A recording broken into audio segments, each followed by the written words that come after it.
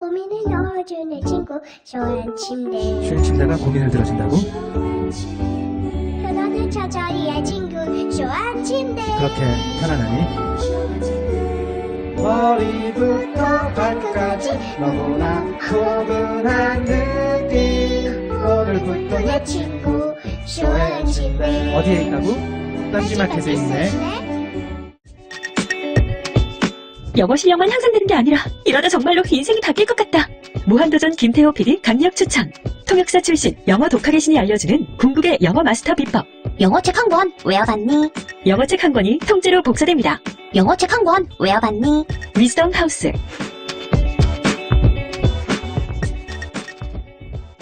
엄마, 나 가게 안 하고 싶은데. 너 가게 해봤니? 농식 만들어봤니? 인테리어는? 집기는? 일할 사람은? 운영은? 가게들이나? 그만! 너 돈이 있니? 나는 요술램프 몬스터 셰프다. 네가 원하는 모든 것을 들어주마. 맛집의 맛을 똑같이 만들어줄 수 있어요? 맛뿐만 아니라 돈과 청소의 모든 비법을 알려주겠노라. 야하! 이젠 걱정 고민 끝! 네이버 검색창에 몬스터 셰프라고 쳐주세요. 상담 문의 02-458-8838. 몬스터 셰프! 엄마! 가글 했는데 입에서 뭐가 나왔어! 그거 올리덴탈 체크 가글이라 그런겨! 지금 쓰고 있는 가글 사용 후 확인해보셨나요? 무색소, 무알콜, 무계면 활성제의 올리덴탈 체크 가글은 쉽게 나온 입안의 이물질을 눈으로 확인할 수 있습니다. 딴지마켓에서 판매 중입니다.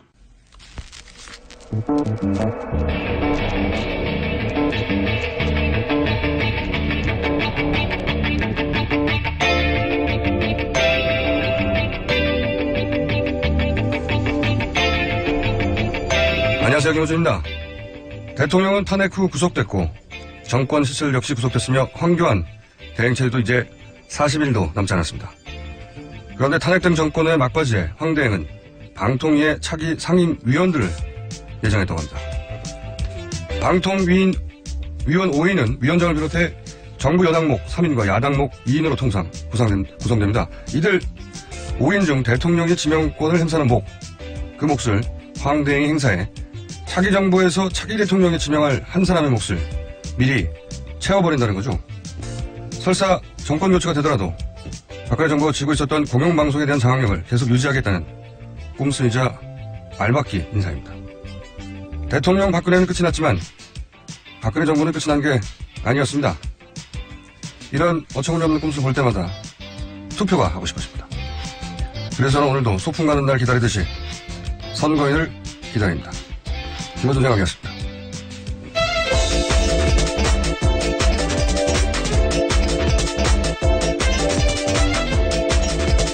시사인의 김은지입니다. 자, 월요일이요? 네. 월요일이고 이제 4월입니다. 4월. 네, 선거도 얼마 안 남았죠. 한 달 남았어요, 사실. 사실상 5주. 예, 5주 후면 이렇게 시간이 빨리 갈 줄이야. 그쵸?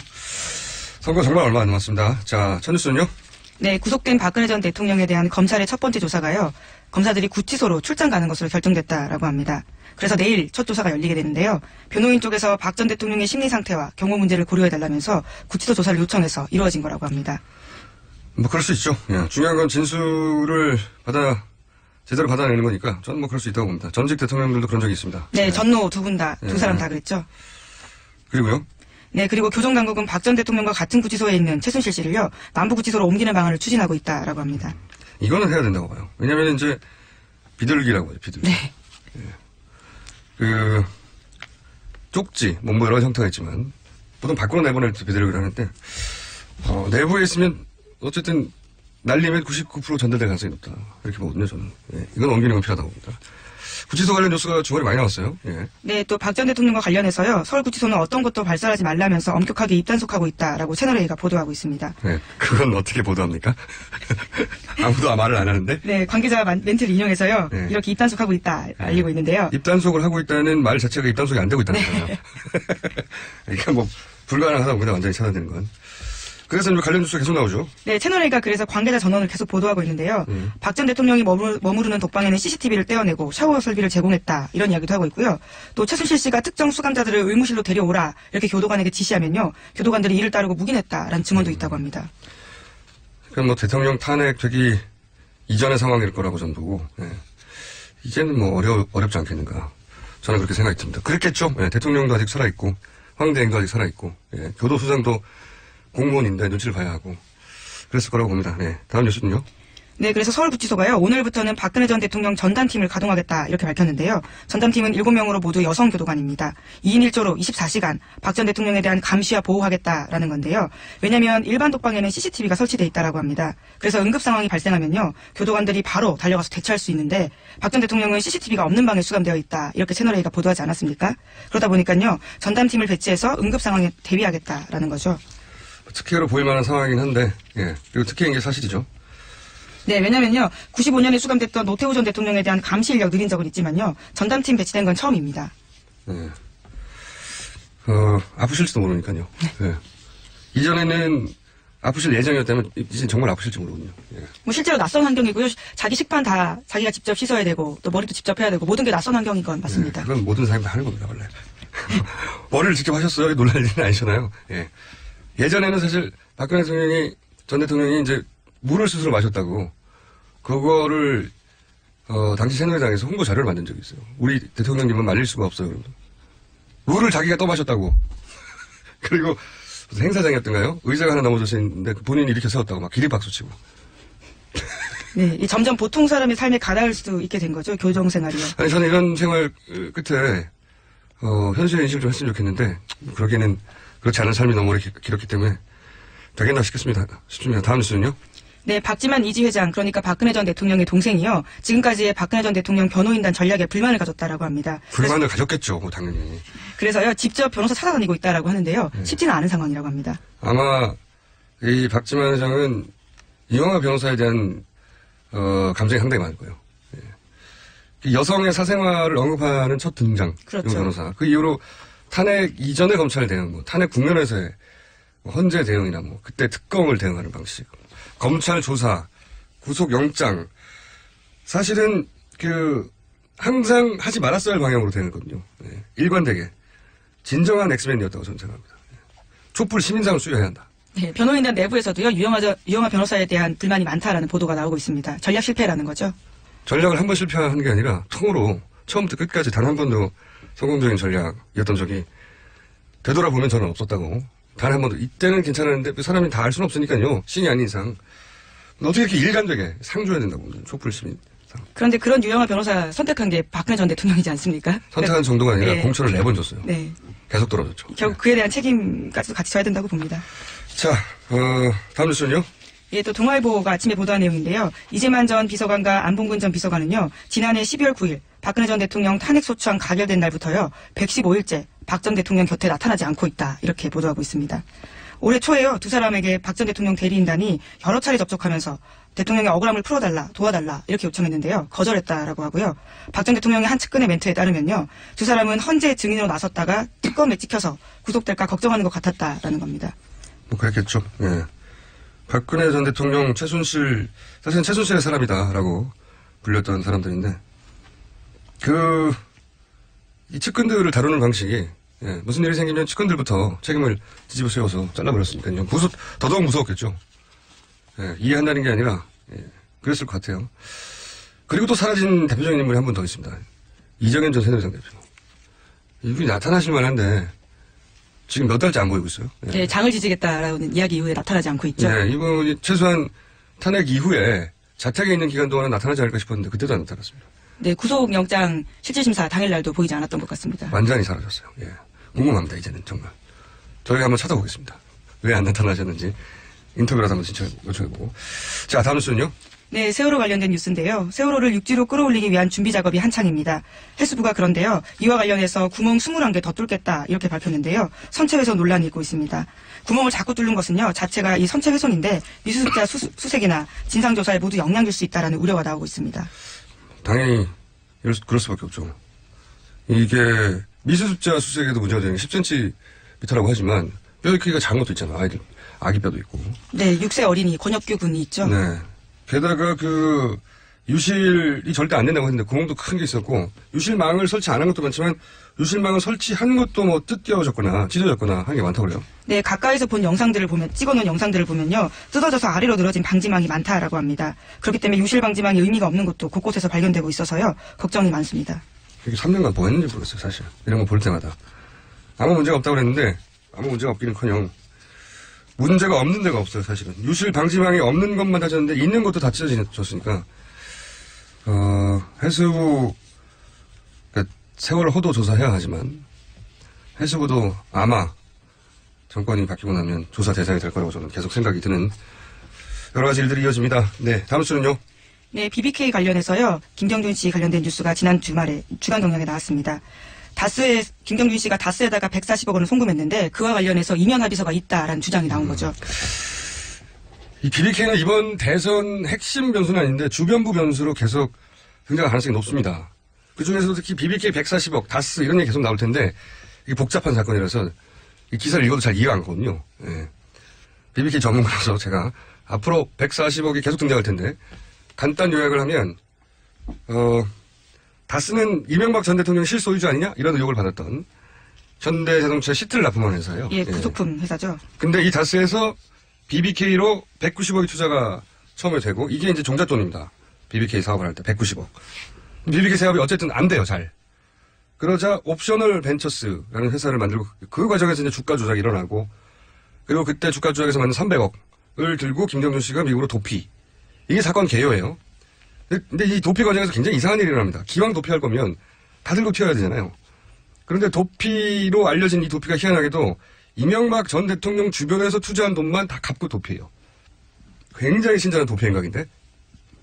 근데 그중에서 유일하게 이 첫 투자가 이루어진 이명박 전 대통령의 실소유주 의혹을 받고 있는 다스에만 190억 중에 50억만 갖고 140원 안 갖고 튑니다. 이것도 굉장히 좀 이상해요. 그래서 이게 튄 것이 아니라 이명박 전 대통령과 모종의 합의를 하고 간 거 아니냐. 근데 여튼 김경준 씨하고 이명박 전 대통령이 뭔가 잘 안 풀렸는지 이후에 미국에 소송전이 벌어집니다. 그렇죠. 예, 소송전이 벌어지는데 이때 다스는 140억을 내놔라 김경준 씨에게. 그리고 옵셔널 벤처스의 투자자들 주가 조작을 했던 투자자들은 김경준 씨에게 돈을 들고만 돈 내놔라. 횡령한 돈. 뭐 이런 소송이 여러 개 벌어집니다. 근데 그중에서 다스는 미국 소송에서 김경준 씨에게 져요. 140억을 돌려줄 필요가 없다는 거죠. 소송에 집니다. 그래서 갚을 필요가 없는데 갑자기 140억을 다스에 갚아요. 희한하게. 어느 순간에. 그때 에리카 김이 한국에 온 다음이죠. 2011년에. 그러니까 이명박 대통령 시절이고 김경준 씨가 순감돼 있던 시절이고 에리카 김이 잠시 들어와서 나가죠. 예. 그러면서 갑자기 140원이 정리가 됩니다. 그래서 140억을 주는 대신 모종의 거래가 있었던 거 아니냐. 의혹이 그때도 있었는데 이제 이면 계약이 있었다는 얘기가 처음으로 나온 거죠. 예. 그 이면 합의가 뭔지를 아마 조만간 김경준 씨가 폭로하겠다는 얘기인 것 같고요. 자, 시간 2분 정도밖에 없는데 대선 관련 뉴스도 간단히 짚어주시죠. 네, 오늘 서울에서요. 더불어민주당 경선 결과가 열립니다. 오늘 만약에 수도권에서 45% 넘게 문재인 전 대표가 득표하게 되면요. 후보가 결정되게 되는 겁니다. 그렇죠. 홍준표 후보는 결정이 됐고 자유한국당에. 네, 지난주 금요일입니다. 이제 남은 것은 사실상 안철수 후보도 확정되거나 마찬가지니까요. 네, 거의 어제 6연승 했습니다. 예. 이제 구도가 확정됐다고 봐야 되죠. 예. 근데 지난 한 주는 굉장히 재밌었던 게 보수 매체의 관점에서 보자면 종편을 포함해서 지난 한 주는 안철수 후보 띄우기 한 주였어요. 보수 매체의 관점에서 보면 안희정 후보로부터 이동한 보수표가 있었고 경선 컨벤션 효과가 결합해서 이제 안철수 후보가 큰 폭으로 상승했잖아요. 이건 팩트고 국민의당 입장에서 보면 이걸 최대한 펌프 하는 것도 당연한데 그런데 이제 보수 후보들이 따로 있지 않습니까? 홍준표 그리고 유승민 범보수 후보들이 따로 있는데 보수 매체들이 안철수 펌프에 주력했거든요. 이번 대선에서 보수의 전략은 무엇인가 하는 관점에서 현상을 바라보면 굉장히 흥미로운 한 주였습니다. 개인적으로. 보수 입장에서는 문재인 대세론을 막아야 되니까 그래서 안철수 후보를 띄우는 측면이 있긴 있습니다. 문재인 안철수가 호남표를 비슷하게 나눠 가지면 제일 좋죠. 보수 입장에서는. 근데 이게 분열 전략 차원이 아니라 한 발 더 나가서 보수 후보가 아니라 안철수 후보를 전략적인 파트너로 이 보수의 기획 사이드에서 선택한 건가? 그렇게 읽히는 징후도 있어요. 굉장히 흥미로운데. 예를 들어서 종편의 프라임타임에 안철수, 홍준표 두 후보에 대한 논평을 할 때 그동안의 종편 성향을 보면 홍준표 후보를 옹호해줘야 되거든요. 그렇죠? 그동안의 종편 성향을 볼 때. 그런데 지난 한 주는 안철수 후보에게 일방적으로 우호적이고 홍준표 후보에는 굉장히 비판적이었어요. 종편들이. 종편 프라임타임에 야권 후보를 띄워주고 이 보수 후보를 공격하는 건 제가 기억하는 한 최초의 전례가 없는 일입니다. 하여튼 그래서 이번 대선에서 보수의 기획은 과연 어떤 것인가 하는 측면에서 흥미로운 한 주였다. 그리고 남은 건 이제 보수 후보의 단일화겠죠? 네. 저 혼자 떠들고 있네요. 예, 새로운 분이 오셨어요. 마무리를 해야 될 것 같은데. 예, 예. 관련해서 지금 얘기 관련해서 저희가 이제 여론조사 지난 한 주 짚어보려고 하는데 어쨌든 보수 후보가 단일 후보가 없어 그런 측면도 있겠죠. 근데 이게 참 재밌는 것은 여기까지만 하고 넘어 끝내야 되겠네요. 바른당의 유승민 후보가 이제 키를 쥐고 있단 말이죠. 양쪽에서 국민의당에서 땡기려고 하고 자유한국당에서 땡기려고 그러는데 홍준표는 보수 단일화를 위해서 보수 단일 후보라는 이미지를 위해서 유승민을 필요로 하고 유승민은 합리적 보수라는 이미지를 위해서 안철수를 필요로 하고 안철수는 홍준표, 유승민은 필요 없고 그 둘의 지지율만 필요하고 이 삼각관계에 어떤 굉장히 슬픔이 여기 있어요. 서로가 서로를 다른 이유로 필요하나 네. 그 반대로는 사랑이 성립되지 않는 굉장히 애달픈 삼각관계가 지금 형성되고 있습니다. 그리고 다음 시간에 오늘 시간 부족하니 내일 다시 한번 짚어보기로 하고요. 자, 오늘 여기까지 하겠습니다. 시사인의 김은지였습니다. 감사합니다. 자, 그럼 가시고요. 연속해서 이어서 저희가 긴급 만든 순서입니다. 이제 사실상 당 후보들이 다 결정된단 말이죠. 네. 그래서 저희가 지금 말씀드린 내용을 이어서 리얼미터 권순정? 순정입니다. 술정이 아니라. 죄송합니다. 권순정 조사 분석실장과 함께 이번 주의 판세 해석을 좀 짚어볼까 합니다. 사실상 원내 5당 후보가 결정된 거나 마찬가지죠, 지금. 맞습니다. 안철수 후보가 경선이 한 번 더 남긴 했지만, 이건 뒤집을 수 없기 때문에 이미. 예. 현재까지의 판세는 어떻습니까? 예, 지난주가 사실상 다자구도 마지막 조사였는데요. 예. 먼저 조사 개요를 먼저 불러드리겠습니다. 네. 지난달 27일부터 31일까지 5일간 전국 성인 2,550명을 대상으로 유무선 전화 면접 및 자동응답으로 실시했고요. 오차 범위는 95% 신뢰 수준에서 플러스 마이너스 1.9%포인트, 응답률은 9.9%입니다. 자세한 사항은 중앙선관위 여론조사심의위 홈페이지를 참조하시기 바랍니다. 결과 알겠고요. 빨리 결과 알려주세요. 예, 문재인 후보 31일까지 얘기죠. 이게. 네. 다른 조사는 조금 차이가 있는 결과가 많이 나오고 있는데, 예. 저희 조사로는 문재인 후보의 1위 독주가 이어졌고요. 예. 안철수 후보의 급등과, 안희정 후보의 급락으로 볼 수 있겠습니다. 숫자를 먼저 보면, 문재인 후보가 34.9%로 1위로 마감을 했습니다. 다자구도. 지난주는. 맞습니다. 예. 거기서 한 16%포인트 뒤져서, 안철수 후보가 18.7%, 상당히 많이 올랐습니다. 한 약 6%포인트 정도 올랐으니까요. 지난 한 주에, 통합 기록인 거죠, 이게? 맞습니다. 예. 월요일부터 금요일까지 2,500명 정도로 조사를 했고요. 예. 그 다음으로 안희정 후보가 많이 빠져서 한 15%로 마감을 했고요. 네. 그리고 이재명 후보가 10%, 그리고 홍준표 후보가 지난주 정당 후보로 확정이 됐는데, 예. 컨벤션 효과를 누리지 못하고 빠졌습니다. 7.5%를 기록했습니다. 홍준표 후보가 확정된 날, 네. 박근혜 전 대통령이 구속됐어요. 거꾸로. 예. 네, 그런 부분들도 있겠고요. 그래서 지금 눈에 띄는 대목은 안철수 후보가 급등을 했고, 네. 안희정 후보가 급락을 했다는 건데, 사실상 안희정 후보의 지지는 구여권 성향의 유권자들 다수가 자유한국당이라든지 여권의 대선 가능성이 있는 사람들이 없다라고 인식을 해서 대안 후보 선택 심리가 상당히 강했습니다. 근데 지난주 이제 연패를 했었죠. 경선에서, 민주당 경선에서. 그럼으로써 지지하던 사람들도, 고여권 사람들도 가능성이 없구나라고 이제 인식을 하게 되었고, 그래서 지지율이 많이 빠진 것 같습니다. 그래서 예. 그래서 안철수 후보로 이제 많이 빠졌고, 사실상 분석도 그렇게 나타났습니다. 그리고 주목할 게 있는데요. 주로 지난주에는 안희정 후보에서 안철수 후보로 이동만 많이 얘기가 됐는데, 예. 홍준표 후보의 지지층도 일부 안철수 후보로 이동했는 것이 나타났습니다. 보면은 60대 이상이라든지 바른정당이나 자유한국당 지지층 그리고 중도 보수층에서 주로 내렸는데 이들 다수가 안철수 후보로 이동한 걸로 나타났습니다. 이거를 보수 기획사이드에서는 원했던 것 같기도 합니다. 지난주 내내 종편과 예를 들어 조선일보 또는 동아일보 사설을 통해서도 안철수 후보의 부상에 대해서 굉장히 주목했고 네. 강조했고 그리고 긍정적인 현상으로 보수 매체들이 바라봤거든요. 그리고 이제 종편의 프라임타임, 특히 이제 낮에 60대 이상들이 많이 보는 프라임타임 시간대에 이 종편이 보수 후보를 공격하는 건 처음 봤어요, 저는 사실은. 보수 후보를 공격하고 안철수 후보에 올인했나? 하는 정도로, 예. 그건 종편이 그랬다는 겁니다. 예, 그 부분은 이렇게 해석할 수 있을 것 같습니다. 그러니까 일반 유권자뿐만 아니라 이제 일부 언론들 또한 사실은 홍준표 후보가 이제 문재인, 홍준표 본인들의 양자 구도를 이제 만들어가려고 노력하고 있지만 홍준표 후보가 그렇게 노력하고 있죠. 예, 노력하고 있는데 사실상 이제 주요 언론들 또한 그것이 가능하겠냐라는 생각이 들고 일반 유권자들처럼 언론들도 일단 대안 후보로서 안철수 후보를 보고 있는 것이 아닌가라는 그런 생각이 듭니다. 그렇게 해석할 수밖에 없는 어떤 미디어 현상이었어요. 지난주 제가 그런 관점에서 그러니까 시사의 관점에서 미디어를 모니터링하면서 그런 현상 처음 봤습니다.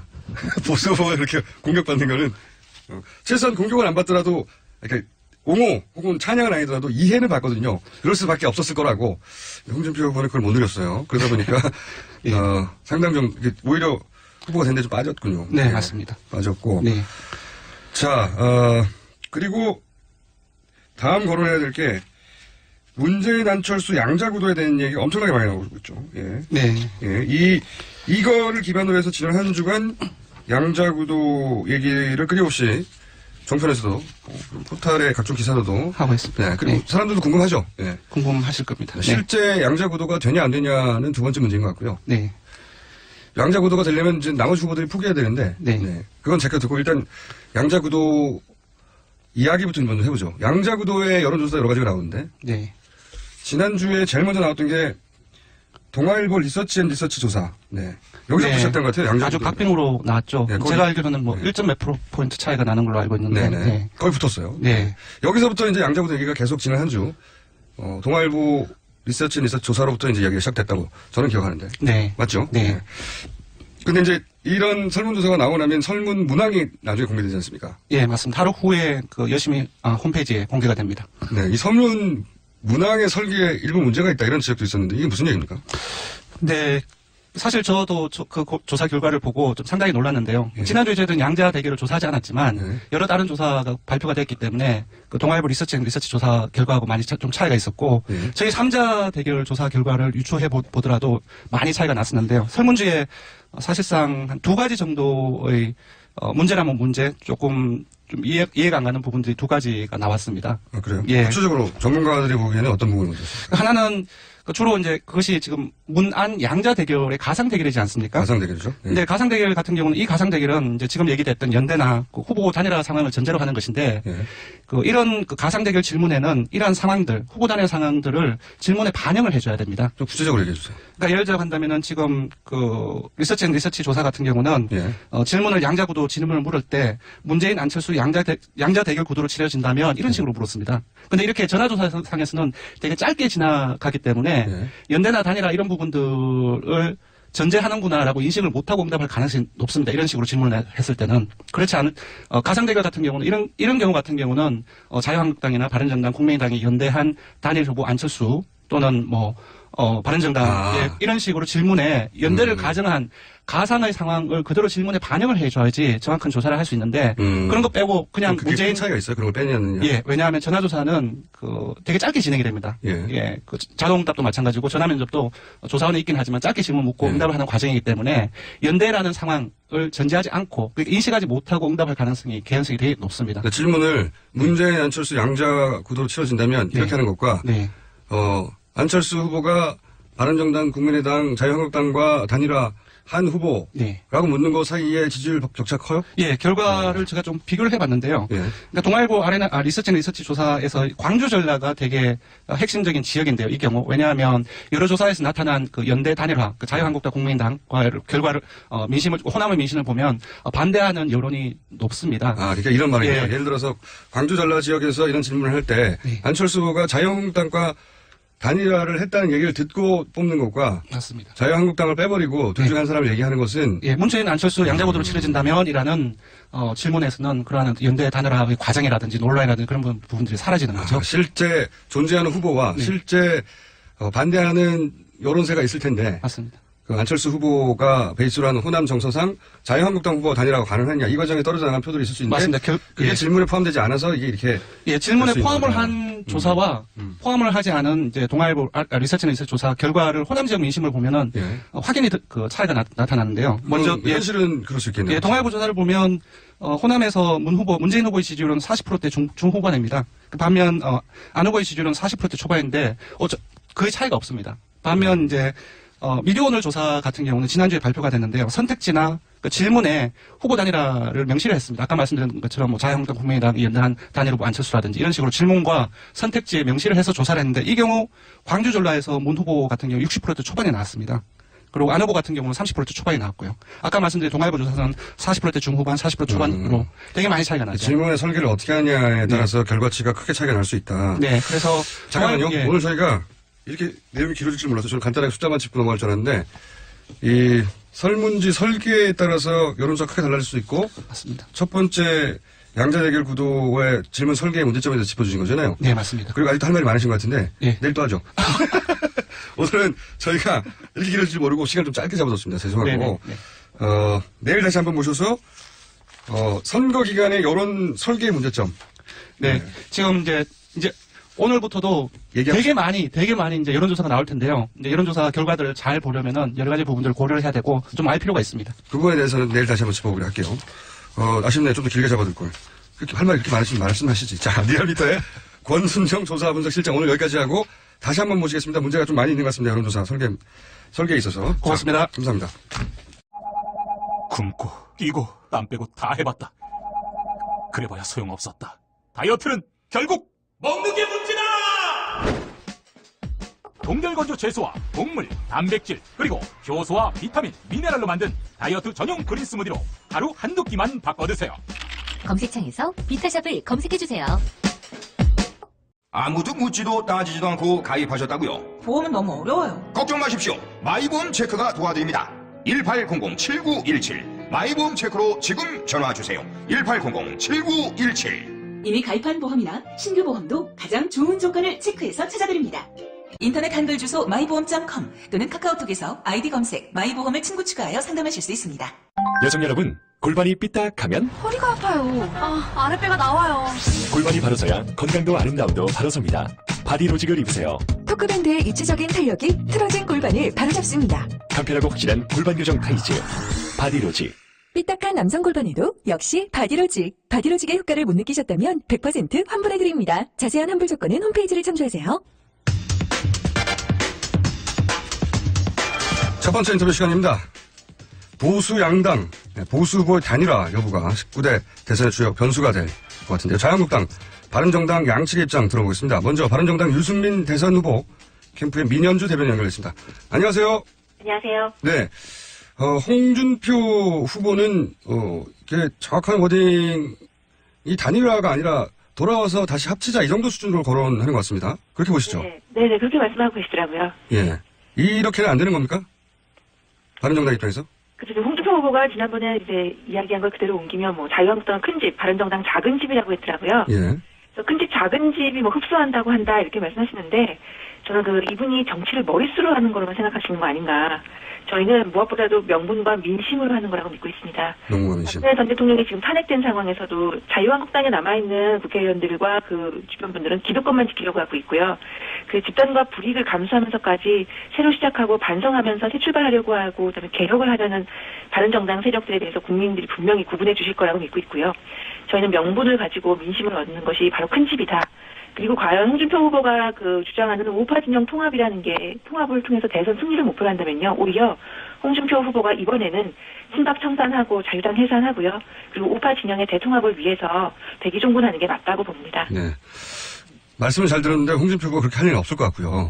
네. 현실적으로 유승민 후보가 이제 단일화 필요성을 역설을 초반부터 했었기 때문에 네. 결국은 하지 않겠냐 하는 기도도 있긴 한데, 근데 이제 홍준표 후보에 대해서는 또 비판을 많이 하세요. 이게 유승민 후보가 이 단일화에 대해서 가지고 있는 정확한 의중 뜻이 뭔가요? 처음에 저희가 유승민 후보 캠프 처음에 개소식 겸 아니면 기자들 간담회를 한 적이 있습니다. 1월 달인데요. 예. 그때 유승민 후보가 처음 이제 보수 진영 후보 단일화 이제 질문에 국민들께서 희망하신다면 그걸 거부할 명분이 없다라고 말한 거고요. 지금까지도 그 입장에서는 변한 건 없습니다. 근데 이제 한국 정당사에서 한국 정당 자유한국당의 후보가 누가 되느냐가 중요하고요. 예. 후보 진영 보수 진영의 단일화의 대상이 누군가가 매우 중요한데요. 우리나라 정당사에서 이게 선거법도 아니고 돈 받았느냐 받지 않았느냐 문제 가지고 대법원 확정 판결도 나기 전에 대통령 선거에 나선 후보가 있는지 제 기억에는 없습니다. 아마 있다면 이미 이제 여러분들께서 말씀하셨을 텐데 아직까지 나오지 않는 건 없다는 얘기고요. 저는 법률 전문가가 아니라서 사실심이다, 법률심 운운하는 것에 대해서는 할 말은 없는데요. 이런 전례가 없는 경우에 많은 국민들께서 과연 자유한국당의 홍준표 후보를 제대로 된 보수 진영 후보라고 평가하실지 그 부분에 대해서 분명하게 인식하셔야 된다고 생각하고 바른정당에서도 이 부분이 해결되지 않으면 후보 단일화에 응하는 것 자체가 국민의 뜻을 반역하는 거라고 생각을 합니다. 전제가 그러면 보수 후보 단일화의 가장 중요한 전제를 한 3가지만 짚어주시면요, 간단하게. 우선 국민적인 요구가 있어야 되고요. 예. 그와 동시에 법률 위반, 지금 대통령 탄핵이 헌법을 수호할 의지가 부족하고 법률 위반에 대한 혐의를 받고 있는 상황에서 또다시 이미 법률 위반 혐의로 3심까지 가 있는 분이 대통령 후보 자격이 없다라는 것이 저희 당의 판단이고 국민들의 판단이라고 믿고 있습니다. 그래서 이 부분이 해소되기 전까지는 저희는 자유한국당 후보와 단일화 관련해서 논의를 할 수가 없는 상황입니다. 근데 홍준표 후보가 대법원 판결이 한 달 내에 난리도 없고 그럼 홍준표 후보하고는 단일화 안 한다는 얘기잖아요? 그죠. 앞서서 말씀드린 대로 이 부분이 해소되기 전까지는 저희는 국민적 상식에서 판단할 문제이기 때문에. 근데 홍준표 후보 아닌 다른 후보를 정할 시간도 없고 그런 절차도 없는데 그러면 단일화 안 하는 거네요? 뭐 앞으로 남은 시간이 있으니까 홍준표 후보의 결단을 이제 저희 기다려야 되는데 앞서 말씀드렸듯이 지금 상황에서는 매우 어렵습니다. 네. 네, 홍준표 후보가 스스로 사퇴하고 네. 그리고 자유한국당은 후보가 없는 상태에서 유승민 후보가 저절로 보수 진영 범보수의 단일 후보가 되는 이것이 유일한 방법입니까? 저절로라는 말씀은 드리기 어렵고요. 네. 뭐 그 다음에 자유한국당이 반성과 개혁을 통해서 어느 정도의 대안을 마련한다면 또 그 대안에 대해서 논의를 할 수 있습니다. 근데 지금으로서는 어렵다는 말씀입니다. 지금으로서는 어렵다. 네. 사실상 안 하겠다는 말씀처럼 들리는데 이런 얘기는 어떻게 설명 좀 해주세요. 이런 얘기 드리는데 바른정당이 국민의당과 먼저 손을 잡을 것이다. 네네. 이런 얘기가 사실은 많은 보도가 있어요. 실제로는 어떻습니까? 지금 이제 바른정당이 국민의당과 손잡는 게 이제 바람직하다고 말씀하시는 분들 대부분은 이제 아마도 문재인 후보의 패권주의를 저지해야 된다는 이유가 가장 큰 걸로 알고 있어요. 예. 저는 뭐 완전히 틀린 말은 아니라고 생각합니다. 네. 근데 한번 생각을 해보면요. 누구 특정인 한 사람 떨어뜨리기 위해서 생각이나 가치나 이제까지 정당 활동을 했던 지지 기반이 다른 정당이 손을 그냥 잡는다. 그게 과연 옳은 길인가. 그리고 또 그렇다면 이게 과연 단순 선거연대에 불과하거든요. 네. 선거연대 결과를 한번 지난 몇 번 선거 대선, 특히 대선입니다. 대선에서 보면은 야당과 연대에서 단순히 선거연대에서 성공할 수 없다는 게 이미 확인이 된 바 있습니다. 그래서 바른정당이 명분과 원칙 없이 그냥 특정인 한 사람의 그 패권 저지한다는 생각, 그렇게 해서 연대를 한다면 그냥 무난하게 문재인 후보 당선을 도와주는 거 아닌가라는 저희는 그 비판적인 입장이 있습니다. 그렇군요. 그럼 국민의당과 연대하거나 후보 단일화에 응할 수 있는 전제 조건이 또 있습니까, 여기는? 만일에 이제 국민의당과 저희가 선거연대라는 것 그것보다는 그걸 뛰어넘어서 어떤 진영의 가치를 공유한다면 생각을 같이 공유를 한다면 그 국민의당이 지금 바른정당하고 가장 대립각을 보이는 부분이 안보 국방 부분이고요. 사드 배치에 관련해서. 네네. 그리고 경제나 복지 분야에 대해서는 아직 토론할 시간이 없었습니다. 예를 들어서 국민의당이 사드 배치에 찬성하면 그때 가면 연대를 생각해 볼 수 있다. 이렇게 이해됩니까? 네, 그런 차원에서는 저희가 고민해 볼 수 있습니다. 예. 마지막 질문 간단하게만 언급해 주십시오. 지금 김종인 전 대표, 정운찬 전 총리, 홍석현 전 중앙일보 회장. 네네. 이분들의 움직임에 대해서는 어떤 입장이세요? 그러니까 모였다, 회동했다라는 언론 보도 나오는데 그래서 구체적으로 이분들이 어떤 목적을 가지고 어떤 행보를 펼치겠다는 말씀은 잘 안 나오고 있어서요. 네. 일단 논의가 어떻게 이루어지고 있는지 저나 저희 당 차원에서 다 알고 있지 못해서 그냥 나라를 위해 걱정하는 분들이 모이고 있다. 그 정도로만 알고 있습니다. 더 이상 말씀드릴 게 없습니다. 죄송합니다. 네, 오늘은 여기까지 하고요. 네. 앞으로 자주 연결을 해야 될 것 같습니다. 오늘 말씀 감사합니다. 감사합니다. 네. 지금까지 바른정당 유승민 대선 후보 캠프의 민현주 대변인이었고요. 이어서 자유한국당 입장도 들어보겠습니다. 정준길 대변인 연결됐습니다. 안녕하세요. 반갑습니다. 네. 바른정당에서는 홍준표, 지금 적어도 민현주 대변인의 워딩으로 보자면 홍준표 후보가 스스로 사퇴하지 않는 한 단일화는 어렵다. 홍준표 후보의 자격 문제를 거론하는데요. 뭐 그러지 마시고 문재인 후보도 사퇴하고 그리고 안철수 후보도 다 사퇴하라고 왜 안 하시는지 모르겠네요. 홍준표 후보가 뭐랄까요. 대등한 관계가 아니라 우리가 큰 집이니까 돌아와라. 사실상 흡수로 해석될 정도의 멘트를 하셔서 완전 기분이 상한 게 아닐까요? 글쎄요. 그러니까 이전에도 그 바른정당을 만들어 나간 분들이 과연 박 대통령님의 탄핵이나 국정 관련 문제들의 책임으로부터 자유로운가 라는 문제들이 계속 있지 않았습니까? 네. 결코 자유로울 수 없는 분들이라고 생각을 하고 현재 홍 후보가 말씀하시는 거는 그분들이 나가신 원인, 이유가 됐던 박근혜 대통령님의 탄핵 문제가 이제 어떤 형태로든지 정리가 됐지 않습니까? 할당한 명분이 없어졌으니까 다시 돌아와라. 정상화하자는 이야기인 것이죠. 근데 아직 그 당시에 바른정당으로 가신 분들이 문제 삼았던 이제 친박, 세력의 청산, 여기에 대해서 여전히 만족할 만한 사인이 전혀 없다 이렇게 보시는 것 같은데요, 바른정당에서? 바른정당이 뭐 워낙 국민의 지지가 없다 보니까 친정을 상대로 헐뜯어가지고 그 지지자를 좀 뺏어가려는 생각 때문에 그런 얘기를 하는 것 같은데요. 잘 아시겠지만 김명진 비대위원장님이 오신 이후에 자유한국당 내에서 그분들이 말씀하시는 속칭 친박이라고 말씀하시는 분들이 제대로 자기 목소리를 내거나 역할을 못하고 있지 않습니까? 그리고 친박이라고 전혀 볼 수 없는 홍 후보께서 압도적인 지지를 받고 또 대통령 후보가 됐어요. 이런 어떤 상황에서 자꾸 자유한국당을 무슨 친박이 어떻고 인적 청산 이렇게 얘기하는 거는 뭐 전 참으로 부적절한 행동이라고 생각합니다. 홍준표 후보가 이제 대선 후보가 됐는데 상징적인 차원에서라도 소위 지금 이제 부적절하다고 표현을 하셨습니다만 예를 들어서 최경원 의원이라든지 몇몇 분들 있지 않습니까? 지목받는 소위 삼성동에 가신 분들 8분 그분들 정도는 눈에 보이게 뭔가 조치를 취하지 않을까요? 그럴 계획이 전혀 없으시답니까? 홍준표 후보가?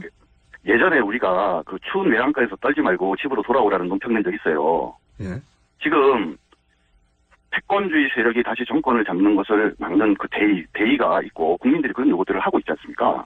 그럼 그러한 요구를 위해서 무엇을 하고 향후에 어떻게 나갈 건가 이런 얘기를 해도 시간이 부족한 지금 상황인데 뭐 계속 그런 이야기 하는 거는 그냥 시비 거는 얘기라고 저희는 생각을 하고요. 근데 이렇게 어쨌든 시비를 거는 것이든 아니면 정당한 요든 간에 이렇게 이견이 있으면 보수 후보 단일화는 어려운 거 아닙니까? 뭐 저는 국민들이 자연스럽게 우리 자유한국당의 후보를 중심으로 해서 단일화를 이루어줄 거라고 생각을 해요. 뭐 지지도 면에서 객관적으로는 뭐 현재 어떤 민주당 후보들과 떨어지지만 뭐 보수 진영에서는 또 거꾸로 비교도 안 될 정도 아닙니까 지금 상황이 정당 지지도 저도 그렇고 그리고 보수 세력들이 요구하는 거는 한마디로 얘기하면 그런 패권주의 세력이 다시 정권을 잡아서는 안 된다. 안보가 불안한 정치 세력이 정권을 잡아서는 안 된다. 이런 생각들을 가지고 있기 때문에 그 속에서 자연스럽게 국민들이 보수 세력들이 민심이 한쪽으로 몰릴 거라고 생각을 합니다. 뭐 그건 자유한국당으로 예상을 하고 있고요. 그렇게 되면은 뭐 바른정당은 더더욱 입지가 없어지는 거 아니겠습니까? 특히 문제가 되는 것은 뭐냐면 이 지금 대선이라는 것은 현실인데 한 500억 정도 되는 그런 선거 비용이 필요하지 않습니까? 네네. 15% 넘어야 100% 받고 네네, 그렇죠. 10% 넘어야 반이라도 받는데 유승민 후보 이번에 나와가지고 한 10% 받겠습니까? 결국은 이번 대선을 끝까지 완주한다고 하는데 만약에 그렇게 되면 아마 비청산하면서 저는 자연스럽게 공중분해될 거라고 생각을 합니다. 단일화가 안 되면 공중분해로 사라질 거다 이렇게 그렇죠. 악담을 하셔가지고 사실은 바른정당이라는 당이 지속되기 어려운 것은 저는 3가지 이유라고 봐요. 본인들은 뭐 새정치를 이야기하고 있지만 사실은 김무성계와 유승민계라는 패권주의적인 또 다른 형태의 소패권주의 형태로 해서 당이 만들어졌기 때문에 그 문제를 제대로 해결하기 어렵고 그 다음에 대통령을 어떤 탄핵하는 과정에서 결국 배신자 정당이라는 그 국민의 평가로부터 자유로울 수 없고 무엇보다도 중요한 게 기반이 없지 않습니까? 지역 기반이나 또는 사상적 기반이나 정치적 기반도 없어요. 지금 뭐냐면 바른정당의 위치가 도대체 우리 자유한국당과 국민의당 사이도 상당히 좁은 간격인데 그 중간에서 제대로 자기 역할을 할 수 있겠어요? 국민의 선택지에는 바른정당이 없다. 저는 이렇게 자신 있게 말씀드릴 수 있습니다. 그런데 이제 그렇게만 뭐 그렇게 생각하시는 거는 알겠는데 자유한국당이 그런 태도를 가지고는 혹은 그런 인식을 가지고는 바른정당이 이 후보 단일화에 응하지 않을 가능성이 높을 것 같고 또 하나는 그 사이에 보수 유권자들이 국민의당의 안철수 후보 쪽으로 눈을 돌릴 가능성이 높지 않겠습니까? 국민의당의 안철수로 눈을 돌리는 이유는 간단합니다. 아까도 말씀드렸지만 대한민국의 안보가 불안한 패권주의 정치를 하는 사람들이 정권을 잡아서는 안 된다라는 생각인 거죠. 그러니까 정 안 되면 안철수라도 좋다 이런 생각하는 보수 진영 분들이 계세요. 네네, 그런 것들이 반영이 돼서 현재 좀 좀 올라가 여론조사 결과를 보면은 조금 안철수 후보에 대한 지지도가 좀 높아진 부분이 있는데 바른정당에서 제대로 보수의 가치를 내걸고 기존의 지지자들을 잘 모아 나가면은 오히려 그건 자연스럽게 빠져서 다시 자유한국당으로 돌아올 걸로 그렇게 예상하고 있습니다. 그게 언제 일어날 일입니까? 한 2주 안에 그런 일이 한번 벌어질 거예요. 2주 안에 어떤 사건을 계기로 그런 일이 벌어질까요? 한번 지켜보시죠. 그러면 아무래도 두 분을 저희가 스튜디오로 직접 모셔야 될 것 같은데 똑같은 질문 마지막에 한 가지만 더 드릴게요. 김종인 전 대표 이 세 분의 움직임, 김종인 이 부분 움직임에 대해서는 어떻게 생각하십니까? 김종인 정은철 얼마나 걱정이 많으시겠어요. 특히 김종인 대표는 당시 지난 총선에서 정말 죽어가던 민주당을 살려놨는데 하루아침에 토사구팽 돼가지고 배신감도 있죠. 그다음 당신이 가지셨던 뜻인 경제민주화를 위해서 뭔가 개혁입법을 하고 싶었는데 그거 전부 무시되고 무산됐지 않습니까? 좌절감을 느꼈죠.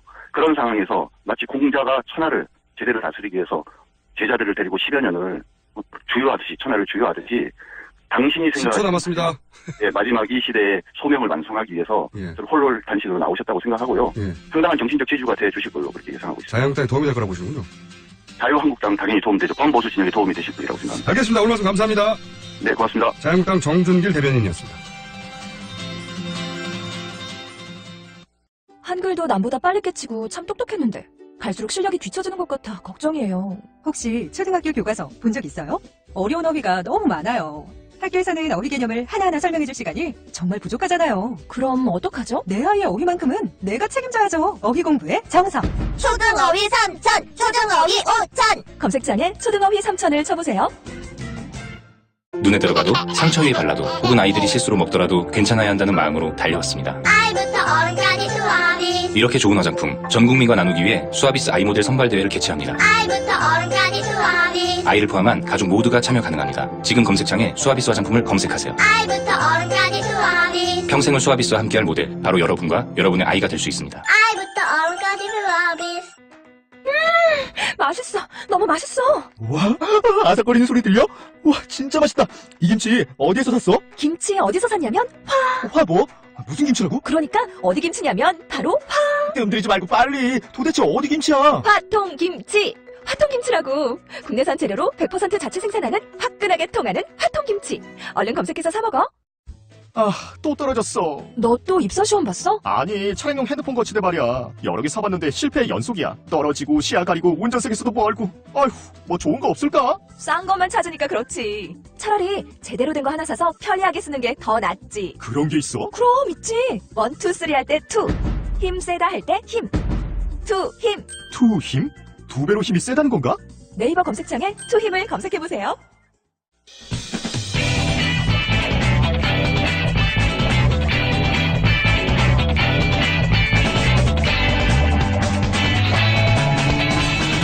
김어준의 뉴스공장. 세월호를 육지로 끌어올리기 위한 준비 작업이 한창인데요. 이 과정에서 논란이 끊이지 않고 있습니다. 세월호 선체조사위원장을 맡고 있는 김창준 변호사 전화 연결해보겠습니다. 안녕하세요, 변호사님. 네, 안녕하세요. 네. 우선 해수부가 이 무게를 줄이기 위해서 배에 천공을 내야 한다. 네. 이런 의견을 냈지 않습니까? 그렇죠. 여기 대해서는 어떻게 평가하십니까? 저희는 하여튼 지금 내일 저녁 자정까지 벌 작업을 다 해야 되거든요. 네. 그 물에 무게 줄여야 된다는 걸 다 해야 되는데, 해수부 설명은 한 600톤을 줄이지 않으면 모듈 트랜스포터의 용량을 초과해서, 예. 육상 거치하다가 예를 들어서 모듈 트랜스포터가 이렇게 파손된다든가, 네. 이렇게 어떤 그림을 이렇게 잘못하면 이제 다시 물속 들어갈 수도 있잖아요. 그런 얘기를 하니까, 네. 저희로서는 일단 전문가 감정의견을 첨부해서 정말 그렇다면, 그 말이 정말 진실하다면 어쩔 수 없지 않는가 하는 건 있습니다.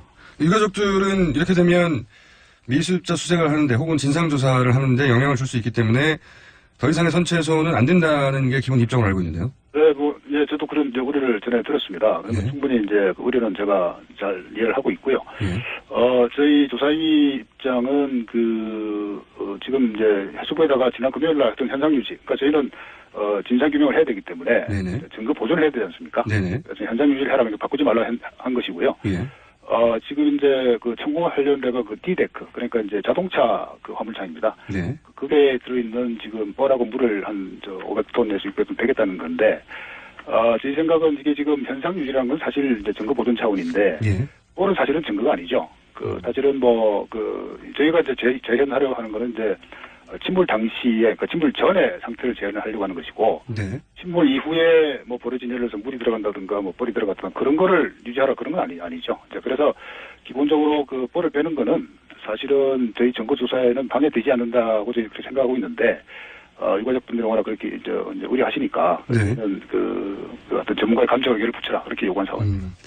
유가족들은 근본적으로 이제 워낙 오랫동안 정부 조사를 믿지 못했기 때문에. 그렇죠. 예. 정부가 하겠다고 하는 모든 행위에 대해서 기본적으로 의구심을 가지고 있는 것 같고요. 예. 그래서 저희 조사위가 있는 거니까요. 그런데 이제 지금 이 세월호 조사, 정확하게는 선체조사위. 네네. 선체조사위의 권한과 해수부의 권한이 어떻게 구분이 되는 건지, 도대체 선체조사위가 결정을 하면 해수부가 따라야 되는 건지, 아니면 선체조사위는 의견만 내는 것이고 해수부가 최종 결정하는 것인지, 여기서부터. 그렇죠. 예. 크게 말씀을 드리면, 그러니까 이게 정부와 국회가, 정부는 이제 집행을 하고 이제 국회는 이제 감사를 하지 않습니까? 그렇게 보시면 되는데요. 그러니까 저희는 국회에서 선출한 기관이기 때문에, 물론 대통령이 임명합니다만은 기본적으로 국회 선출직이기 때문에 국회 기능을 대행하신다 보면 되고요. 그러니까, 이제 천공이나 육상 거치는 모든 작업은 해수부가 진행을 하는데, 저희가 조사위가 그 점에 관해서 이제 점검을 하고 문제가 있으면 지적하고 했을 때 만약에 듣지 않으면 나중에 뭐 징계 요구도 할 수 있고 해서 충분히 뭐 해수부의 어떤 뭐 만약 부당한 행동이 있다면 충분히 견제가 되는 그런 상황이라고 생각합니다. 그러니까 유가족과 해수부의 가운데 있다 이렇게 보시면 되겠네요. 이렇게 보면. 저희는 법에 보면 객관적, 중립적, 독립적 지위를 유지한다고 되어 있기 때문에 네네. 어느 편도 아니고 하여튼 뭐 일이 되게끔 하는 그런 조직이라고 보시면 되죠. 그러니까 뭐 어떻게 보면 유가족이 그런 이제 우려를 하신다면 제가 그거를 10분 받아들여서 저희들이 이제 해수부에다가 전달하는 뭐 그런 역할을 합니다. 그렇군요. 그럼 해수부가 예를 들어서 선체 조사위가 이렇게 권고하거나 결론을 냈는데 해수부가 따르지 않을 경우는 어떻게 합니까?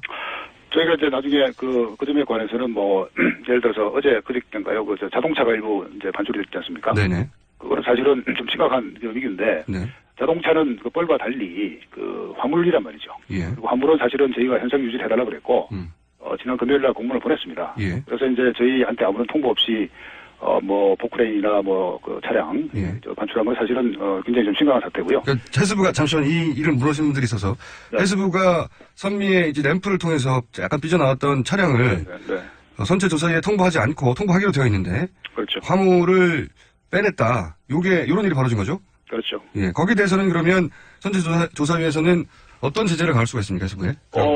법상 이렇게 돼 있죠. 그러니까 고의적인 그 조사 방해는 형사처벌 대상입니다. 그렇군요. 그러니까 뭐 이제 문제는 고의적인 어떤 조사 방해를 하는 그런 측면인데, 예. 그거는 사실 뭐 제가 해수부 말을 좀 설명 우선 들어봐야 되니까 제가 무슨 뭐 고발하겠다 이렇게 말하는 건 너무나 시기상조고요. 예. 오늘 제가 그 해수부 그 수습본부를 찾아서 왜 그런 일이 이제 발생했는지 일단 들어보고 저희가 뭐 문제가 있다면 지적하는 것이죠. 그렇군요. 기본적으로 해수부의 판단에 대해서 견제하고 감시하는 기능을 하는 거군요. 맞습니다. 네, 그렇게 이해하시면 되겠습니다. 그렇군요.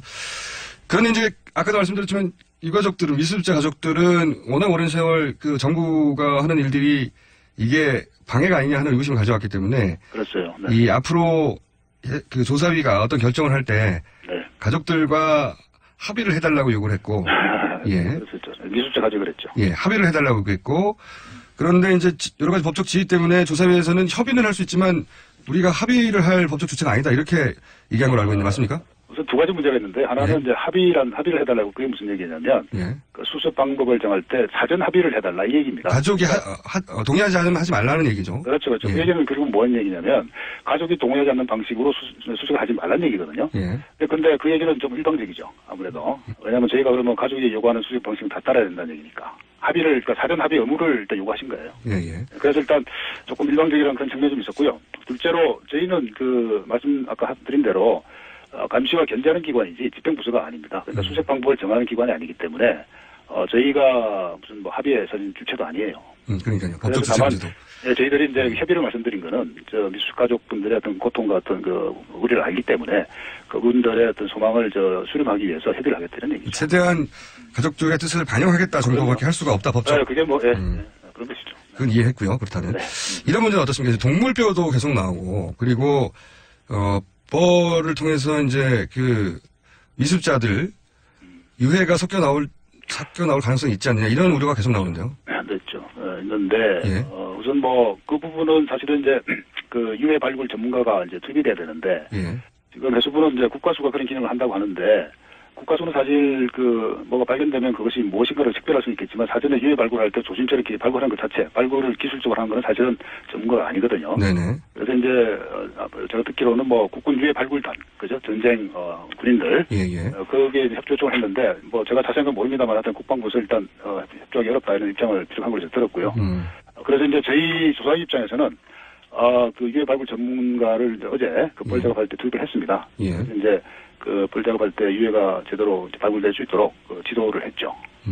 지금 계속 지적되는 거는 해수부가 지금 세월호를 인양해서 유해 발굴을 하는 준비가 제대로 안 돼 있어서 뭐 망부터 시작해서 여러 가지 절차나 준비가 제대로 안 돼 있다 이런 지적 많았거든요. 뭐 그건 제가 보니까 사실인 것 같고요.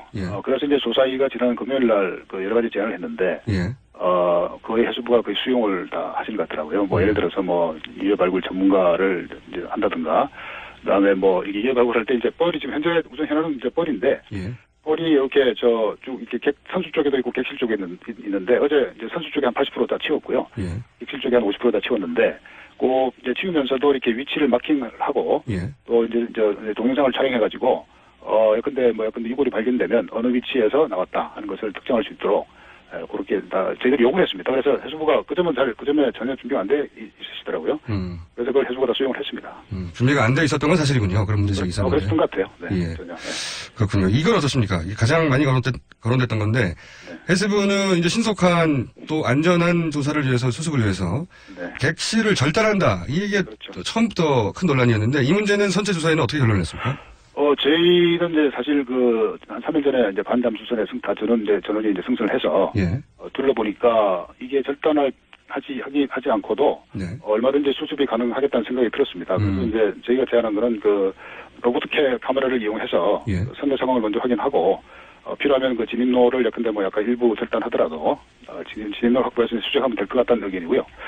근데 이제 해수부가 제안하는 선체 절단은 사실은 오래전에 무슨 구상을 했던 것 같은데 그거는 기본적으로 저희 조사의 근본 목적인 진상규명의 정면을 반하지 않습니까? 네네. 왜냐하면 정지 배선 다 끊어지고 파이프 다 끊어질 텐데 그렇게 된 상태에서 저희 어떤 보고서가 나왔을 때 국민들이 납득을 안 하시겠죠.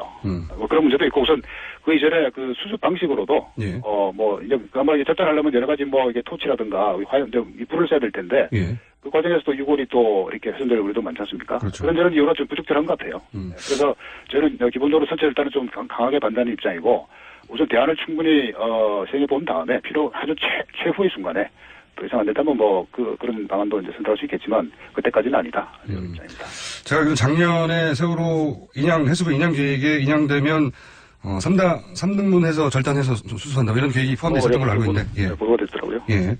근데 지금 선체 조사위에서는 기본적으로 절단 안 된다 반대 의견을 내신 거고요. 예. 좀 강하게 내고 있습니다. 해수부가 그럼에도 불구하고 절단을 강행할 가능성은 없습니까? 하신다면 저희가 고발할 수밖에 없겠죠. 그런 경우에. 고발을 감수하고라도 절단을 해버리면 이미 절단된 뒤니까 저희가 걱정하는 거는 그런 일은 없습니까? 그럴 리가 있겠습니까? 제가 아는 상식으로는 공무원들은 그렇게는 하지 않을 겁니다. 저도 상식적으로는 안 할 것 같은데 워낙 세월호 관련해서 이상한 일들이 많이 벌어져가지고요. 충분히 그러신 우려가 있을 수 있는데요. 예. 그런 일이 있으면 글쎄요. 조금 심각하겠죠. 네. 아마 이 단순한 공무원 문제가 아니라 공무원의 그런 지시를 한 상급자 쭉 올라가서 누가 그런지 결정했는가. 최고 결정권자가 나중에 좀 문제가 되겠죠.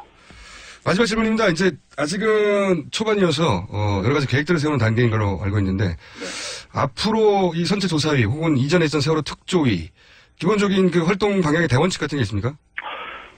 대원칙은 저희는 이제 선체 조사위이기 때문에 선체만 조사하도록 되어 있고요. 물론 인양 과정도 점검하고 수습도 하지만 기본적으로 선체 조사이기 때문에 조금 권한이 제한되어 있습니다. 그래서 선체를 조사를 하는데 지금 저희가 조금 우려되는 부분이 아시는 대로 지금 검경사 수사본부가 다 이제 어린 발표했지 않습니까? 네네. 그리고 법원의 판결도 있습니다. 형사 판결. 그리고 이제 우리나라 해양사고 최고 전문기관인 중앙해양안전심판원에서 이제 특별 보고서 나와 있고요. 그래서 사실 이제 저희가 제일 우려되는 부분이 이제 저희 능력으로 과연 기존의 보고서를 확실하게 재점검할 수 있겠는가 이런 문제가 있어서 저희가 사실은 지금 해외에서 세계 1流급 전문 기관에 감정을 의뢰할까 그런 방안을 세우고 있습니다. 알겠습니다. 오늘 말씀 여기까지 듣겠습니다. 감사합니다. 네, 감사합니다. 지금까지 세월호 선체조사위 김창준 위원장이었습니다. 이미지 실컷 한번 써보고 싶다면?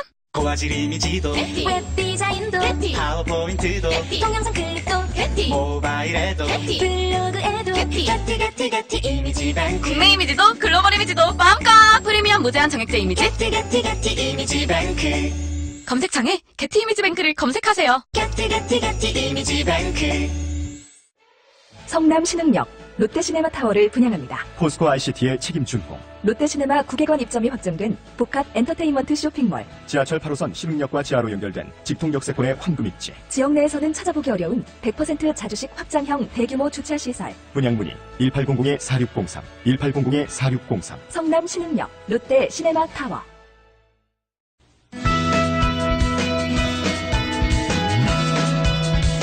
황교안 대통령 권한 대행이 공석이 된 방통위 상임위원을 박근혜 전 대통령 비서관으로 일했던 친박 인사를 내정해 논란이 되고 있습니다.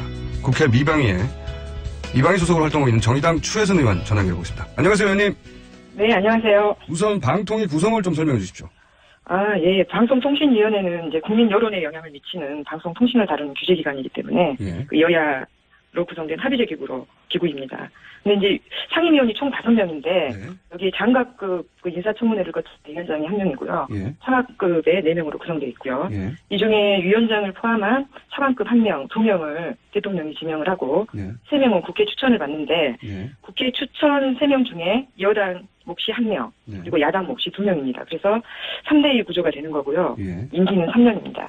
지금 상계 방통위 임기가 거의 이제 끝났죠. 끝난 임원 그 상임위원도 있고요. 이 위원장은 4월 7일 날 임기가 끝납니다. 그러면 사실상 임기가 다 끝나는 건데, 그죠? 네. 차기 정권이 들어서기 전에. 근데 지금 말씀으로 하면 차기 정권이 들어서서 보통 방통위를 차기 정권 기준으로 야당 3명, 여당 3명,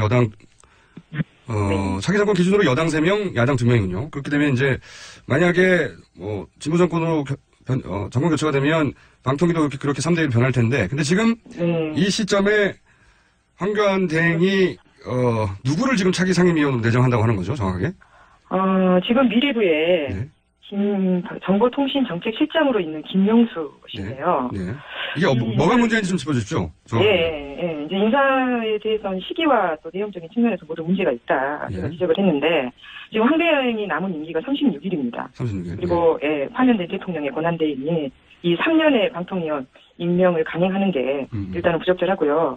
가장 큰 문제는 이제 김용수 씨를 지명을 한 건데, 우리가 부처 이기주의 하면 떠오르는 상징적인 세력이 있어요. 이 정통부 마피아입니다. 업계에서는 이제 이 정통부 마피아 중에 핵심 인물들이 독수리 오영재다 이렇게 얘기가 되고 있는데, 그 멤버 중에 한 사람이고요. 정통부 마피아 독수리 오영재 중에 1인이다. 예, 그렇죠. 그리고 이 서울대 법대 출신인데, 박근혜 인수위에 그 김명수 실장이 결합을 하게 됐는데 2013년도에 의외라는 평가가 있었어요. 왜 그렇습니까? 과연 누가 추천을 한 거냐 당시 이런 얘기가 많이 나왔는데 그 7인의 멤버였던 김기춘 전 비서실장이 챙겼다 이렇게 이제 평가가 나왔었고요.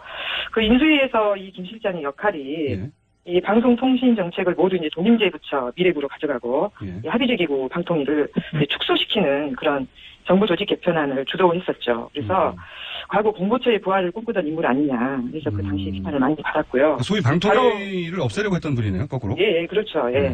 그리고 이제 바로 청와대에 들어갑니다. 정보방송통신비서관으로 들어가서 지금 이제 현 미래부 방통위 체제를 이제 완성을 했는데 이 창조경제라는 이 부분에서 이제 나름대로 ICT 관련 정책을 주도하면서 그렇게 활동을 했는데.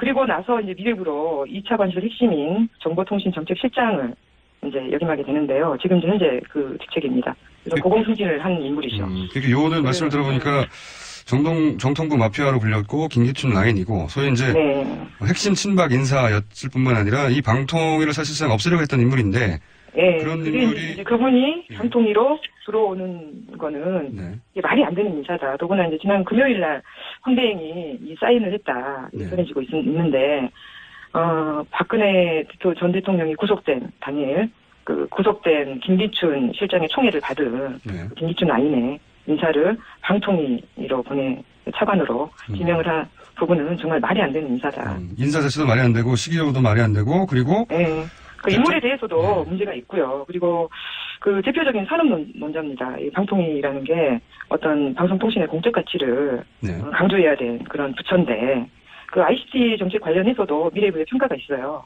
이 관련 업계의 협회 수준이라는 비판적인 평가가 있고요. 또 작년에 그 750억이 들어가는 인공지능 R&D 사업을 인수위에서 가깝게 활동했던 인물이 있는 그 인물이 원장으로 있는 연구원에 그 예산을 몰아주려고 했다가 국회 위반 예산 심의에서 덜미가 잡히기도 했습니다. 이권 의혹도 좀 있다고 말씀하시는 것 같고. 네네. 그러니까 이제 부적절한 인사를 더군다나 부적절한 시점에 36일 남은 그 대행이 앞으로 차기 대통령이 행사할 3년짜리 임기 자리에다가 갑자기 알박기를 했느냐 이런 말씀이네요. 그래서 뭐 알박기 인사라는 비판도 나오고 있고. 이렇게 되면 차기 대통령 인사권을 뺏는 것과 마찬가지 효과가 나는 거죠. 그렇죠. 그리고 뭐 황 대행이 지금 마지막에 취업발선 하고 있냐. 취업발선. 나오고 있는데. 왜 이렇게까지 했을까요? 제가 보기에는 제가 분석한 건 이 박근혜 정부에서 이제 대통령이 지명한 인사들이 대부분 방통에 힘을 빼는 역할을 했어요. 방통이 힘을 빼는 역할이라는 건 어떤 의미입니까? 그러니까 이제 합의제 기구인 방통위를 살리고 싶지 않았습니다. 이 박근혜 정부에서. 예. 이게 이제 관련 현업 단체들이나 시민사회의 저항 때문에 방통위가 지금의 방통위가 남아 있었던 건데. 네. 이제 조기 대선에서 가장 위기를 느끼고 있는 부처가 이제 미래부와 문화부일 텐데. 예. 지금 야당과 학계 등의 공통된 의견은 미래부를 좀 해체하고 예. 방통위 합의제 기능을 좀 확대하자 이렇게 의견이 모아지고 있어요. 제가 지적해드렸지만 이 정통부 마피아 중 핵심 인사인데 이 김명수 씨가 이렇게 무리한 알박기 인사를 하는 건 이 미래부를 구하기 위한 트로이 목마 인사 같다. 네, 이제 정부 조직 개편 대응을 앞두고 네. 정통부 마피아들의 이 꼼수 인사다. 이렇게 되면 이제 차기 정부의 가장 큰 걸림돌이 이 인사가 되는 거죠. 그렇군요. 차기 정부가 들었으면 뭐 당은 아니어도 당연히 정부 조직 개편을 하게 될 텐데 통상 그렇게 하니까요. 그 과정에서 소위 부처 이기주의라고 표현하죠. 자기 부처는 살아남아야 되겠다는 욕구. 예, 그런데 이제 방통위 위원으로 가서 방통위의 어떤 역무를 이렇게 확대를 하거나 공공성을 강화하는 역할을 하면 좋은데 제가 트로이 목마라고 말씀을 드리는 건 그런 정통부 마피아 핵심 인물이 방통위로 가서 방통위를 오히려 약화시키는 그런 역할을 할 가능성이 크다. 그래서 이제 아주 비판이 많이 나오고 있는 거죠. 그 비판을 알겠습니다. 근데 또 임기 임명을 한 이후 아직 내정이 아직 발표는 안 됐으니까 내정을 한 오늘 발표할 예정이라고 알려지고 있어요. 네. 이제 곧 발표가 되면 알겠죠. 근데 이게 5명 가운데 3명이나 공석이 돼서 업무 공백을 막기 위해서는 이렇게 신속하게 지명을 해야 된다. 이것이 이제 공식적인 입장인 걸로 알고 있는데 이건 말이 안 되는 행동입니까? 네, 그것도 이제 걱정을 많이 해야 될 부분인데 방통 내부에서도 업무 공백에 대한 우려는 크지 않다. 최승준 위원장도 그런 입장이고요. 지금 이제 방통의 가장 중요한 심의 의결 사항은 각각 방송사들의 이제 면허입니다. 지상파 제어가, 종편, 보도채널 재승인 이런 부분인데 이미 마무리가 됐어요. 그래서 이제 업무 공백이 크지 않다. 그리고 5월 9일 대선까지 보면 그리 이제 길지 않은 시간이잖아요. 한 달 열흘 남았습니다. 이제 방통위 사무처가 관리 감독을 잘해주면 큰 문제가 없다는 게 방통위 내부에서 나오는 얘기예요. 방통위 내부에서도 이 인사를 달갑지 않아 하는군요. 네, 이제 그렇죠. 방통위를 없애려고 하는 사람이 방통위 상위원으로 온다 하면 이제 굉장히 위기를 느끼는 거죠. 알겠습니다. 뭐가 꼼수인지는 알겠는데요. 그리고 왜 그렇게 하는지도 이제 말씀해 주셨는데 이게 막을 방법이 없었습니까, 근데? 지금 이제 방송 현업인들도 크게 저항을 하고 있고요. 그리고 이제 야당 원내지도부도 이제 부적절한 인사다고 이제 이미 반대 의견을 피력을 했는데 저도 이제 국회 비방위 차원에서 강력하게 대응해야 된다 해서 민주당, 국민의당 간사들에게 제안해놓은 상황이어서 일단 실명이 거론되고 이렇게 비판이 제기되고 있기 때문에 황대행이 쉽게 발표를 좀 하지 못할 거다 그런 예상을 하고 있어요. 발표를 해버리면 어떡합니까? 해버리면 이게 인사청무 대통령 지명목 1인이라 인사청문회도 안 하고 야당 동의도 필요 없고 그러니까 지명하면 끝나는 거 아닌가요? 국회 본회의 인준사항도 아닙니다. 그런데 고집을 한다 그러면 끝까지 국회 차원에서 문제 제기를 하고 저항을 해봐야죠. 임기는 보장돼야 되는 거고 지명되면. 그럼 지명되면 사실상 법적으로는 어떻게 할 수 없는 거죠? 지금 법적으로 어쩔 수가 없는데 이제 법이 개정이 된다거나 하면 어떤 소환제라든지 이런 부분도 좀 필요해 보이고요. 그리고 그 이후에 이제 강행에 대한 대응 부분들은 좀 지금 생각하면 무력하지만 이제 상임위 차원에서 진지하게 고민을 좀 해봐야죠. 알겠습니다. 문제가 있는데 더 큰 문제는 그 문제를 해결할 방법이 없다는 게 문제네요. 얘기를 듣다 보니까. 현실적으로 한계가 좀 있긴 문제가 뭔지는 정확히 알겠고요. 이 문제에 관해서 계속 미방위 소속이시니까 문제가 해결되든 안 되든 저희가 조만간 다시 한번 연결해서 어떻게 되는지 여쭤보겠습니다. 오늘 말씀 감사합니다. 고맙습니다. 지금까지 국회 미방위 소속의 정의당 추혜선 의원이었습니다.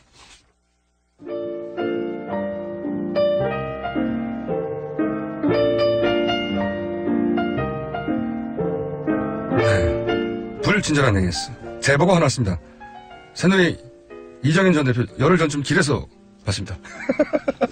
네.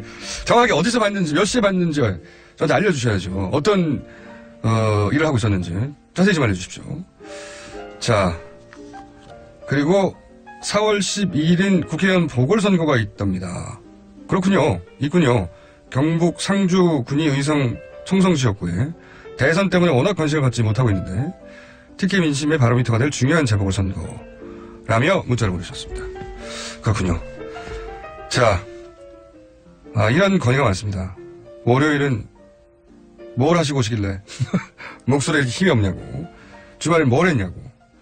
시사 요정이라는 저희 멘트는 도저히 듣고 있을 수가 없다고. 시사 바야바나 시사 요괴 뭐 이런 걸로 해달라고. 시사 고기. 시사 정육이는 어떻습니까? 자, 뉴스공장이 너무 짧습니다. 5시간 듣고 싶어요 하시는 분들도 있는데 3일치 연속으로 들으십시오. 자, 여기까지 하겠습니다.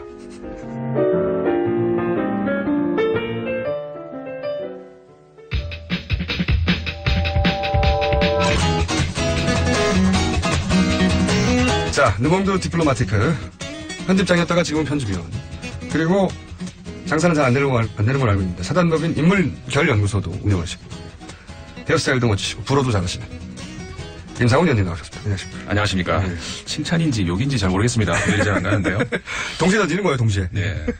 아니, 근데 앞에 말씀하신 분, 5시간 듣고 싶다는 분, 네. 동의합니다. 5시간요? 제, 방송 안 할 때 이제 밖에서 들을 때 네. 너무 재밌어요. 그래서 계속 듣고 싶은데 벌써 끝났나. 네. 어떨 때는 제 앞 코너가 너무 재밌으면은 제 거 그냥 제끼고 계속 하면 안 되나 이런 생각이 들 정도로. 그 중에서 가장 재밌는 코너는?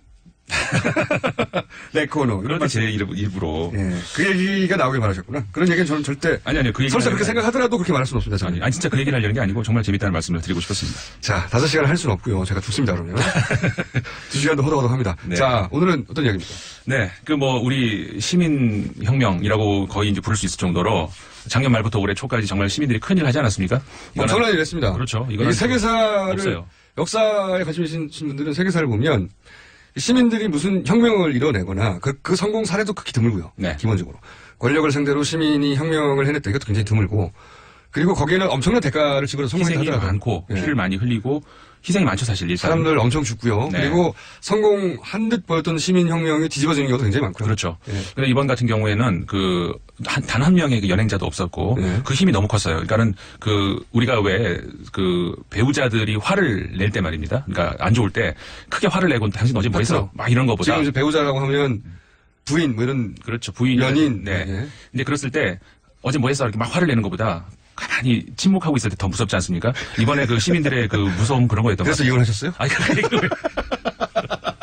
혹은 이혼 당하셨어요? 그 얘기는 관련이 없고요. 무섭죠. 아무튼 그게 화를 낼 타임인데 말을 안 하면. 예, 그게 정말 무서웠던 것 같아요. 우리가 촛불을 든다. 정치인 그러지 않았습니까? 촛불은 바람 불면 꺼진다. 근데 이게 더 무서운 게요. 우리가 촛불을 들고는 달릴 수가 없잖아요. 그러니까는 그거는 정말 가만히 앉아 있을 때 들 수 있는 게 촛불인데 그게 정말 무서웠던 거죠. 왜냐하면 움직이지 않겠다는 얘기 아니겠습니까? 우리는 이 자리에 가만히 있겠다. 당신 내려갈 때까지 우리는 꼼짝도 안 한다. 이 자리를 지키겠다는 거죠. 네, 그 메시지였거든요. 이게 정말 무서웠던 거죠. 이게 사실 이 거론은 잘 안 되는데 박원순 시장 이 물대포에 맞습니다.